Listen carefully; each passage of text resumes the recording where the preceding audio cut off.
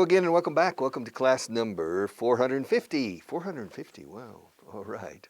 We're progressing. So Anna Margini, do you remember yesterday we were talking about Anna Margini? She's on a plane. Yeah, she drove from Verona to Milan. And in Milan she caught a plane. And she's on her way to Stuttgart now. She's flying business class. And she's thinking about Karl Polster. Why? Because it's clear that Karl Polster is crazy about Anna. He wrote her a letter. She received the letter yesterday in her office in Verona. All right. Anna Margini is on her way. She's on her way to Stuttgart. She's flying business class and thinking about Karl Polster. She had never thought she would like a German man. Yo a mí, que me guste un hombre alemán. She had never thought she would like a German man, but, well, not even in her wildest dreams. Not even in her wildest dreams. Not even in my wildest dreams. However, just yesterday, she received a letter from Karl. In it, in the letter, he told her the truth. He told her the truth. He opened his heart. Yeah. He opened his heart and later, oh my God, Riada.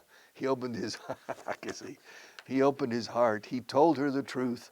The letter was only 3 paragraphs long, but Karl must have spent hours preparing it, composing it, working on it, because it certainly made a strong and pleasant impression on Ana. Bueno, a lo mejor Ana también es sensible a estas cosas. Yeah. First, he told her that he wasn't the type of person to insinuate his feelings, all right, to anybody. Yeah. Yeah, he said, insinuar no. I'm going to tell you the truth. He admitted, reconocía. He admitted that he was very fond of her. I am very, with a German accent, I am very fond of you, Anna. Oh, ja, Achtung, I am very fond of you. I like you very much. Yeah, you make a very good impression on me. I think probably Karl Polster speaks English very well, okay? Because he's the purchasing manager of Mercedes-Benz, and so I imagine he speaks almost perfect English, okay? So he's not going to talk like a German too much, all right? But in any case, he admitted that he was very fond of her and that he couldn't stop thinking about her. I can't stop thinking about you. Oh my God, no puedo dejar de pensar en ti. Well, esto es lo que se llama reported speech. Admitía o reconoció que estamos muy, how do you say, encariñado? No sé, muy, how do you say, prendado, es la palabra.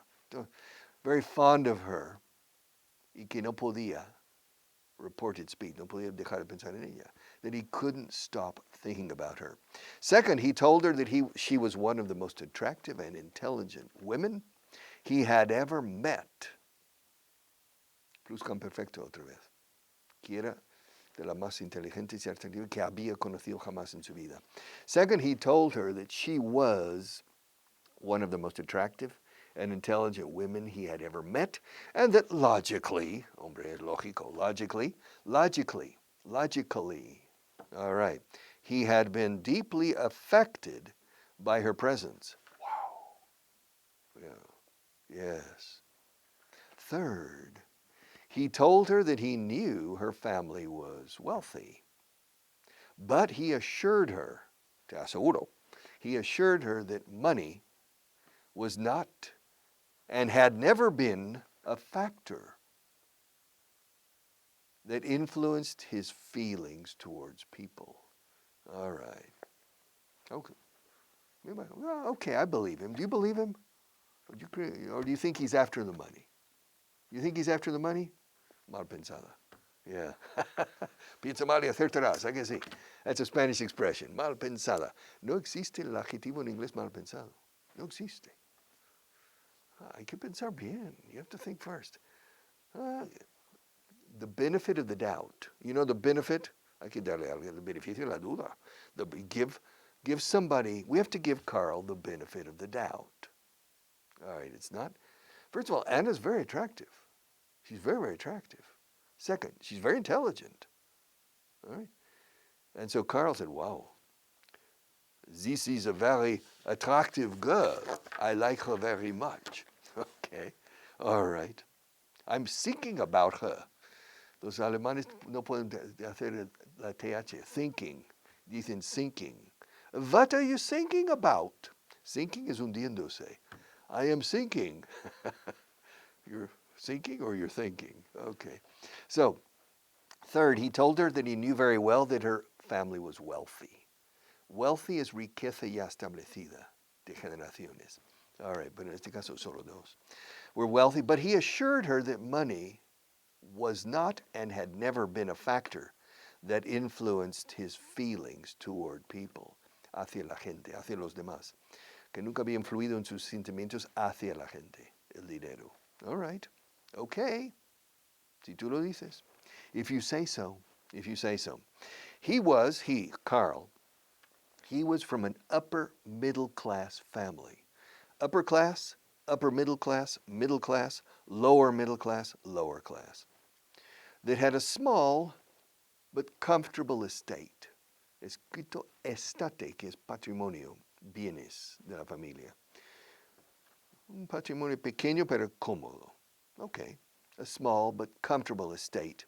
And he was not ambitious to amass a fortune. Que no era ambicioso para amasar una fortuna. Yo sí. I would amass a fortune. Buy more books. Come on. All right. She's laughing at me. All right. So, I don't, if you buy the books, it's no me sacará de pobre, but it doesn't matter. It helps you, these books help you improve your English. They're very good books, okay. So, ¿dónde estoy? Where am I? No. He was from an upper middle class family that had a small but comfortable estate. Pequeño pero cómodo patrimonio. A small but comfortable. 1, 2, 3. Comfortable. No decimos comfortable. Comfortable. Comfortable. Siempre añado verduras o vegetales. Vegetables. Se escribe vegetables, pero se pronuncia vegetables. Y lo otro es confortable, pero se pronuncia comfortable. Comfortable. Vegetable. Say que your homework for tomorrow is to repeat 100 times verduras cómodas. Comfortable vegetables. Comfortable vegetables. So, he told her that he was from an upper middle class family that had a small but comfortable estate. And he was not ambitious to amass, amasar, igual en inglés, amass, doble S al final, to amass a fortune. Okay. Finally, por último, he asked her to have dinner with him her first night in Stuttgart, in a small restaurant in the center of town, where he liked to go when he wanted to enjoy a long, pleasant meal. Okay. A small restaurant, intimate restaurant, in the center of Stuttgart, where he liked to go when he wanted to enjoy a long, pleasant meal. Una comida larga y placentera. Agradable, pleasant. Okay. His uncle owned the restaurant. Okay. Su tío era dueño del restaurante. Okay. His uncle owned the restaurant, and it served the best Alsatian cuisine he had ever tasted. Yes. His uncle owned the restaurant, and the restaurant served the best Alsatian cuisine he had ever tasted, que nunca había probado. Cocina alsaciana, de Alsacia. That's a part of France that at different times in history has been part of Germany. It's an area. Alsace and Lorraine were two areas that are on the border with Germany and for a certain amount of time was German, other times French, goes back and forth. But Alsatian cuisine is very good. Cuisine es una palabra francesa. Cocina en Francia, en francés es cuisine. Cuisine. But in English, we say cuisine para alta cocina. O sea, la cocina italiana, la cocina francesa, cocina mexicana, Mexican cuisine, French cuisine, Spanish cuisine, Italian cuisine, Chinese cuisine. But normally, we say French food, we say French cooking, Spanish cooking, Italian cooking, or Italian food, Mexican food, German food. But in any case, his uncle owned the restaurant, and it served the best Alsatian cuisine he had ever tasted. When Anna finished reading the letter, she sat still for a moment. You know, Anna, yesterday in her office, she opened the letter from Karl Polster, 3 paragraphs, and she read it from start to finish, from beginning to end, from start to finish, from beginning to end. She read it. And when she finished reading the letter, she sat still. Still means quieta. Se quedó sentada ahí, quieta. She sat still for a moment. She had never received such a warm, sincere letter in her life. Maybe she ought to get to know this Karl Polster fellow a little better. She's not crazy about Karl Polster. Karl Polster's crazy about her. And he's courting her, really. Cortejando. He's courting her now. And she's starting to think about him. Yeah. And she thinks, maybe I should, maybe I ought to, maybe I should. Maybe I should get to know this Karl Polster fellow a little better. Yeah, este tipo, Karl Polster. And so maybe she ought to. Ought to no lo suelo enseñar. I usually don't teach ought to. Ought to and should are identical. Deberías estudiar más. You should study more. You ought to study more. You ought to study more. Why don't I teach it? Because my Spanish students never learn to say it right, and it sounds strange. Should, no problem, but ought to, because native people don't say ought to. We say oughta. I think you oughta. I think you ought to go. I think you ought to do it. Creo que deberías hacerlo, en mi opinión. I think you should do it. I think you ought to do it. You oughta. I think you ought to. Pum, hacemos una contracción como un piano. I think you oughta. You oughta. I think you oughta. Hasta la K de think entra en el juego aquí. I think you ought to do it. I think you ought to study more. I think you oughta. I think you oughta. So it's very, very difficult to understand. And it's, in my opinion, for Spanish speakers, it's almost impossible to say well. So I go to should. But I present ought to because I want you to be familiar with it. So maybe she ought to get to, maybe she ought to. Ought. Es como thought, pensé, o pensaba, quitando la TH. O sea, O-U-G-H-T. ¿Ah? Lo que queda de thought, quitando la TH. Ought. I thought, yo pensé que deberías, I thought you ought to. I think you ought to. And maybe she ought to get to know this Karl Polster fellow better, a little better. I don't know. I think, well, I don't know Karl Polster very well. I don't know. I think my impression of Karl Polster is he's a serious young German man, very intelligent because he's only 34, and already he's the purchasing manager, director de compras, no jefito de compras, director de compras. That's an important position in Mercedes-Benz. So it means he's very intelligent to be at that position at the age of 34. And I've seen pictures of him. Yeah, have you seen the pictures? Yeah. Where is the pictures? Vaughan World. you can see pictures of Carl in aquí está. Here's a picture. In the future, in episode number 54, aquí no. Aquí está Ana en el avión. No lo has quitado, ¿verdad? No, okay. One time you did. All right, in the plane.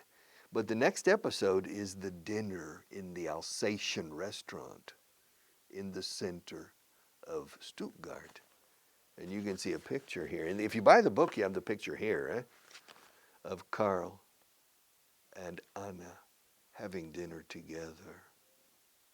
And then there's another picture of Carl and Anna. Let me see if I can find them. Okay, here they are. No, that's Inés Garcia.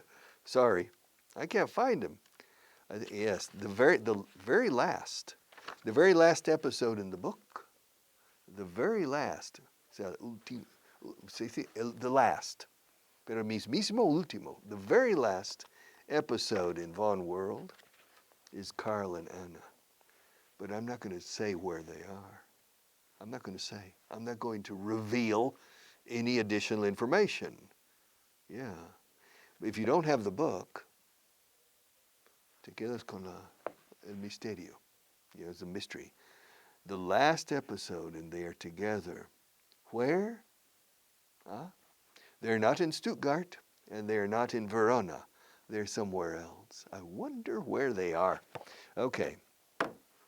Well, we'll come back to Carl and Anna in maybe in 2 weeks. Who knows? Or 3. Well, maybe 2 or 3 weeks. Who knows? Paragraphs. Number 13 and number 14, if time permits. Si el tiempo permite, if time permits. Paragraph number 13. He's the stubbornest man I've ever met. I spent 7 hours with him yesterday, and I still don't think I was able to change his mind, even on the smallest details. Thank God I don't have to deal with him very often. It would drive me crazy. Thank God I don't have to deal with him very often. Thank God I don't have to deal with him very often. Thank God I don't have to deal. Gracias a Dios que no tengo que tratar con él muy a menudo. Thank God I don't have to deal with him. I don't have, fortaleza de la VF, in have to. Gracias a Dios que no tengo que. Thank God I don't have to deal with him, tratar con él, very often. La situación me volvería loco. It would drive me crazy. Recuerda, me estoy volviendo loco porque Marta me está volviendo loco. I'm going crazy because Marta is driving me crazy. Las acciones desde fuera que me afectan drive. Driving me crazy, driving me mad, driving me gaga, like Lady Gaga. Lady Gaga drives me gaga. All right. Drives me crazy. Radio Gaga. You know, Freddie Mercury and Radio Goo, Radio Gaga. They're driving me crazy. Yes. Driving me out of my mind. He's the stubbornest man I've ever met. He's the stubbornest man. Aquí habría debate. He's the most stubborn man or the stubbornest? 2 syllables. I prefer stubbornest. Es el hombre más testarudo que jamás he conocido, ¿no? Yeah. He's the stubbornest man I've ever met. I've ever. He's the stubbornest man I have ever met. 4 palabras. I have ever met. Ahora hagamos la contracción. I've ever met. I've ever met. I've ever. Enlacemos. I've ever. Usando la V de I've como trampolín. He's the stubbornest man I've ever met. He's the stubbornest man I've ever met. Como buen aragonés. All right. He's the stubbornest man I've ever met. I spent 7 hours with him yesterday. 7 hours. Can you believe it? I spent 7 hours with him yesterday, and I still don't think I was able to change his mind on even the smallest details. Uf, esta frase tiene tela. I spent 7 hours with him yesterday. Esa parte fácil. ¿Pasé? Pasé 7 horas con él ayer. I spent 7 hours with him yesterday. And todavía no creo que haya podido. And I still don't think, bueno, todavía creo que no pudiese. I still think I wasn't able, que no pude. I wasn't able to change his mind, cambiarle de opinión, cambiarle a él de opinión, o sea, cambiar su mente literalmente, to change his mind on even the smallest details. Point 1, point 2, point 7, point 13. No, no, no. He's very hard-headed. He's very stubborn. Stubborn. Stubborn es la palabra más corriente para terco, testarudo, obstinado, tozudo, cabezota. You have a lot of words. Son muchas palabras en español. Stubborn. Hard-headed. Obstinate. Yes, stubborn. He's the stubbornest man I've ever met. I spent 7 hours with him yesterday, and I still don't think I was able to change his mind on even the smallest details.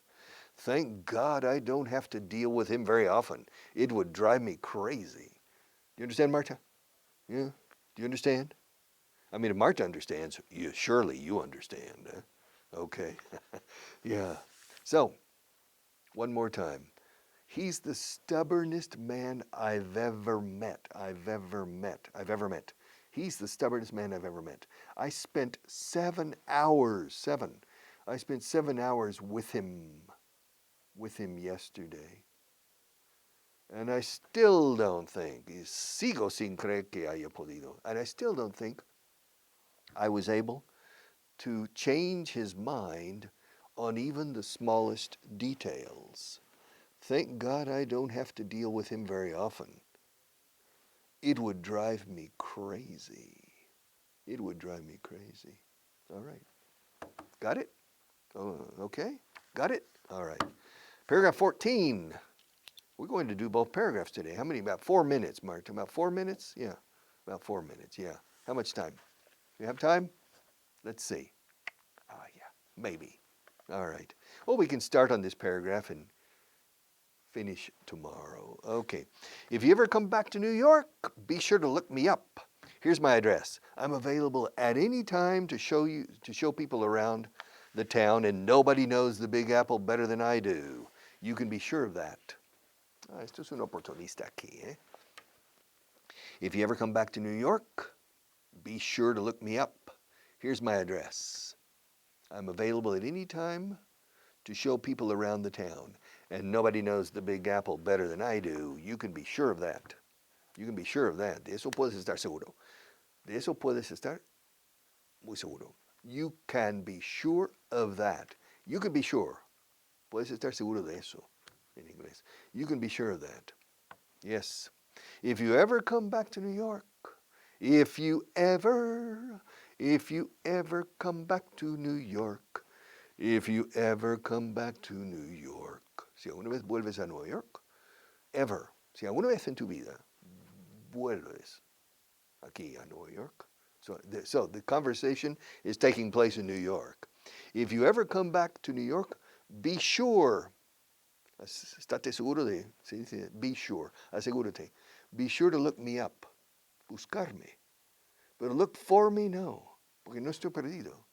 Si fuera perdido y necesitamos encontrarme, you would look for me. But to look me up means, en la guía telefónica, yeah, Martín Pérez. 666. Okay. That's a look. It says look me up. Look me up is búscame. Yeah. Por vía electrónica o vía telefónica. If you ever come back to New York, be sure to look me up. ¿No? Eso es lo que dice, ¿no? Be sure to look me up. Aquí tienes mi dirección. Here's my address. Aquí está mi dirección en inglés. Here's my address. I'm available. Estoy disponible. I'm available at any time to show people around the town. Yeah, darte un tour de la ciudad. To show people around the town. To show people around the town. And nobody knows the Big Apple, la Gran Manzana, in New York. And nobody knows the Big Apple better than I do. You can be sure of that. You can be sure of that. Se está vendiendo sus mercancías aquí. He's selling his wares. He's selling his merchandise. If you ever come back, yeah. If you ever come back to New York, be sure to look me up. To look me up. Here's my address. Yes. I'm available. I'm available. I'm available. I am available. I'm available at any time to show people around the town. And nobody knows the Big Apple better than me, or nobody knows the Big Apple better than I do. You can be sure of that. And nobody knows the English language better than I do. You can be sure of that. I can show you around the language with the books. I can show you around the language. Yeah. So the next time, if you ever need to learn English again, if you ever need to improve your English, be sure to look me up. I'm available at any time to teach you English. All right. Here's my business card. Okay. And nobody knows the English language better than I do. You can be sure of that. See you tomorrow.